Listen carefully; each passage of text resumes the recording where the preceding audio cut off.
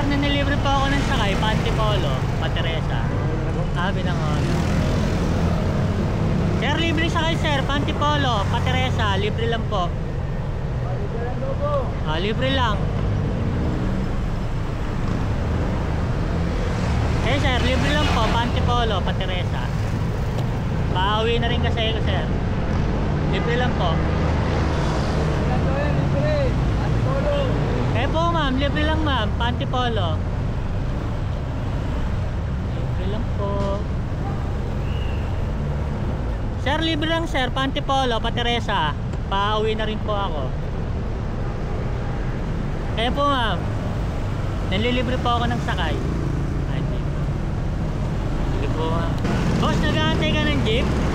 Nag-aantay ka ng jeep? Pateresa kasi ito eh. Saan? Sabay ka na sa akin. Nililibre talaga ako ng sakay. Hoy, nakita sa Facebook. Napapanood mo ba ako?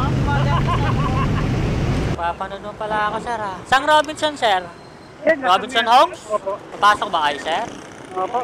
Malapit lang. Saan ka pumapasok doon? Yung sa may harapan? Yung dito? Yung sa purity yan eh. Ano yan? Ano yun eh, yan yung meron sa mga ventilator. Anong trabaho mo doon? Mga production. Swerte mo, lapit lang ang trabaho mo. Yung sa iba, pag ganito, Ortigas, napaka-traffic doon eh. Oo nga eh, dati dyan ako sa may Rosario. Oh. Kaso, lumayo mo dyan, nag-resign na ako eh, buwan layo. Di kaya, sumpa ko yung lugar na yan eh. Kaya nagpanggabi ko eh. Swerte mo no, kahit mababa sahod, basta dito lang, okay na eh. Kesa dun sa laki nga, durug-durug ka naman sa oras, pamasahe. Wala rin. Yung oras mo dito, yung OT na lang dyan, pwede pa. Oo, ganun din. Kahit alas 5 ka umalis dito, pagbaba mo dun, traffic na eh. Wala ka na eh. Di ba yan, papanood mo ko sir, yung iba ayaw sumakay eh. Oo, daling araw, lagi ka itong nasa may tigling. Nandito sir.